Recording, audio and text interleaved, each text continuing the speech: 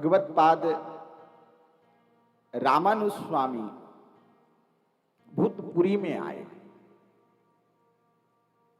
आने के बाद धर्म प्रचार आरंभ हुआ। इसी क्रम में जो आज वर्तमान में तिरुपति बालाजी के नाम से हम सब लोग जानते हैं, सभी लोग दर्शन करने तिरुपति बालाजी का जाते हैं। आज से 900 वर्ष पूर्व वहां पर तिरुपति बालाजी के रूप में उनकी पूजा नहीं होती थी। उनकी पूजा कार्तिकेय के रूप में होती थी। तो भगवान विष्णु की पूजा विधान अलग है, भगवान कार्तिकेय की पूजा का विधान अलग है। एक दिन भगवान ने स्वप्न दिया रामानुज स्वामी को। कहा कि हे रामानुज, मैं अर्चा अवतार में प्रकट हूं। भगवान के 5 रूप होते हैं, पर, विभव, विभव, अंतर्यामी और अर्चा अवतार। कहे कि पर रूप में तो भगवान नारायण रूप में अपने दिव्य वैकुंठ में रहते हैं। विभव रूप में भगवान शेष सनकादिक के रूप में होते हैं। विभव रूप में भगवान कृष्ण, प्रद्युम्न, अनिरुद्ध के रूप में आते हैं। अंतर्यामी रूप में भगवान प्रत्येक घट घट में निवास करते हैं। और ये अर्चा अवतार में भगवान अपने भक्तों के साथ विराजमान रहते हैं। कहे कि भगवान का जो अर्चा अवतार है, यह जीव के लिए लोक कल्याणकारी है। कहे कि कैसे भाई अर्चा अवतार में? कहे अर्चा अवतार में भगवान मूर्ति के रूप में प्रकट हुए। इसमें भगवान अपने भक्त के अधीन होते हैं। भगवान स्वयं कुछ नहीं कर सकते। भक्त यदि उनको स्नान कराएगा तो लड्डू गोपाल जी स्नान कर लेंगे। भक्त उनको भोग लगाएगा तो भगवान खा लेंगे, वरना ठाकुर जी भूखे ही बैठे रहेंगे। हम सब यह जानते हैं कि भगवान कर्माबाई के यहां खिचड़ी खाने के लिए जाते थे। श्री जगन्नाथ जी की मंदिर में भोग लगने में कदाचित विलंब हो जाती तो ठाकुर जी को भूख लग जाती। तो उसी जगन्नाथपुरी में ठाकुर की एक भक्ता रहती थी। बड़ा अनन्य भाव से ठाकुर का भजन करती थी। उससे कोई नियम नहीं पता था, लेकिन मन बड़ा पवित्र था उसका। उसके पास कुछ था तो नहीं, लेकिन वो खिचड़ी बनाती प्रतिदिन और ठाकुर को भोग लगा देती। ठाकुर को भोग लगाती तो भगवान आ जाते खाने के लिए। एक दिन ठाकुर जी को मंदिर में भूख लग गई। ठाकुर जी मंदिर से प्रातः प्रातः ही अपने भक्त के यहां, उस कर्माबाई के यहां आ गए और भगवान कहे कि जल्दी कर माई, जल्दी से खिचड़ी बना करके माई मुझे दो, खिलाओ, मुझे भूख लगी है। कर्माबाई ने कहा कि आज इतनी जल्दी क्यों है? ठाकुर ने कहा कि मैं मंदिर से किसी को बिना बताए आया हूं और अभी पर्दा लगा हुआ है। अभी जाकर के पुजारी जी पर्दा खोलेंगे और मैं नहीं मिलूंगा तो बहुत दिक्कत हो जाएगी। इसीलिए ठाकुर जी कहे कि जल्दी करमाई, जल्दी करमाई, जल्दी करमाई के कारण जी ही उस भक्त का नाम कर्माबाई पड़ गया।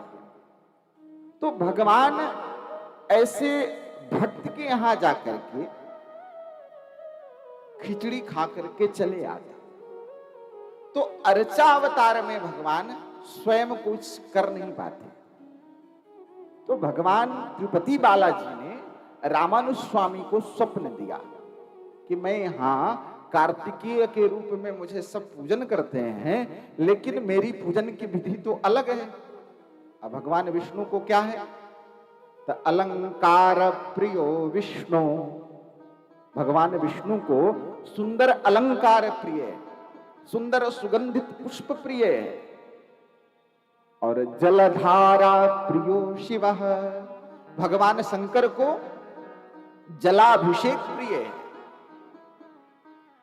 रामानुज स्वामी जी आए, वहां के राजा से उन्होंने निवेदन किया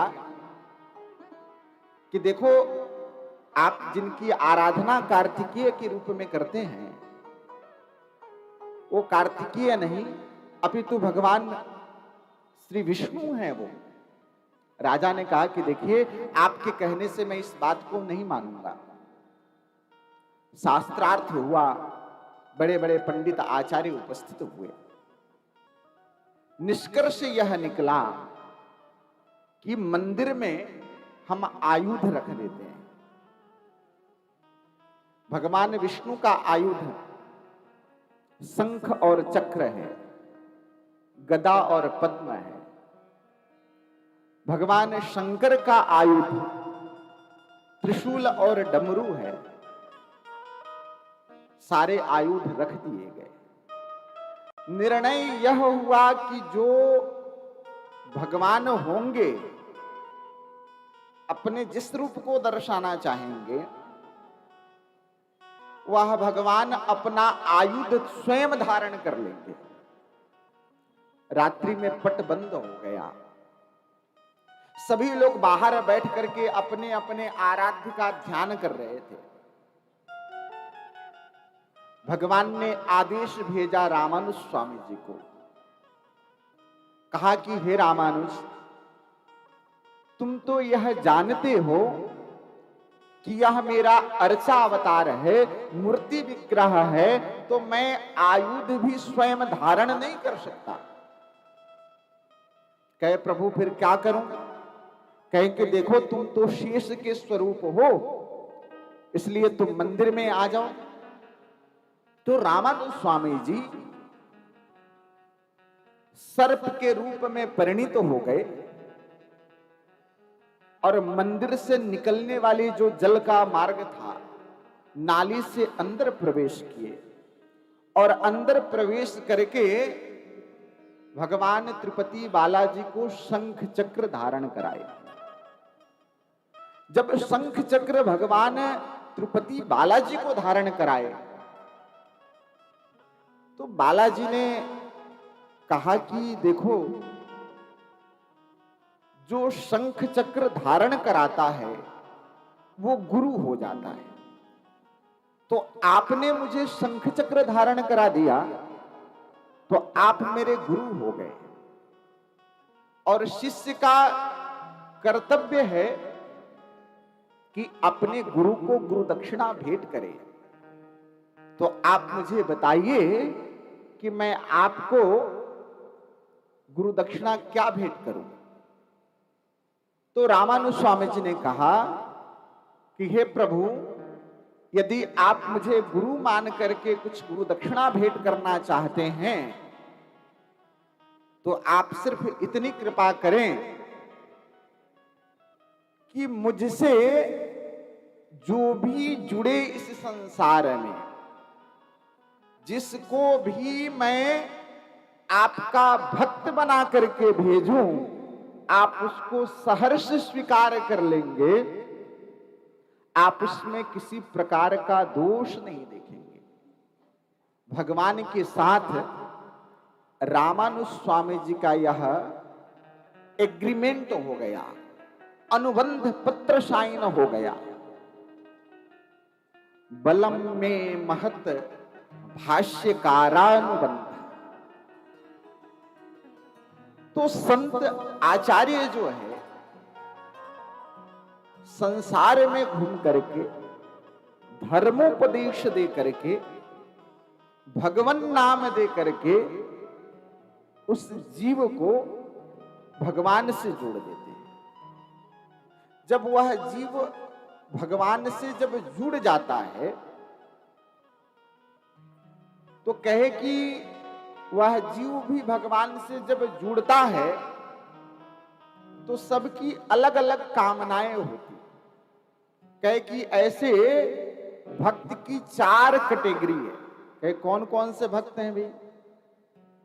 तो गीता में भगवान ने कहा, आर्तो जिज्ञासुरर्थार्थी ज्ञानी च भरतर्षभ। कहे कि मेरे भक्त के 4 प्रकार हैं। एक आर्त भक्त है, आर्त भक्त। दूसरा जिज्ञासु भक्त है। तीसरा अर्थार्थी भक्त है। और चौथा ज्ञानी भक्त है। भक्तों की 4 कोटियां बताई। कहे कि जो ज्ञानी भक्त है, जो मेरे विषय में जानता है, जो लोगों से मुझे मेरे विषय में बता करके जोड़ता है, कहे आचार्यम माम विजानीयात्। ऐसे आचार्यों में, ऐसे संतों में मुझे ही देखना चाहिए। भगवान स्वयं कह रहे हैं। कहे जो दूसरा भक्त है, जो जिज्ञासु है, जो जानने की इच्छा रखता है, ये दूसरे नंबर का भक्त है। तीसरा भक्त कौन है? कहें कि जो आर्त भक्त है, जो मुझे ही अपना मान चुका है, उसके पास कुछ भी नहीं है, फिर भी वह मुझसे विमुख नहीं होता। उसके पास जो उपलब्ध है वही मुझे निवेदित कर देता है। ये आर्त भक्त है। क्या चौथा भक्त कौन है? कि चौथा भक्त अर्थार्थी भक्त है। अर्थार्थी का मतलब प्रयोजनवादी, प्रयोजन से जाना, प्रयोजन से मिलना। जैसे कि मेरा कार्य सिद्ध हो जाए तो मैं वृंदावन जाऊंगा,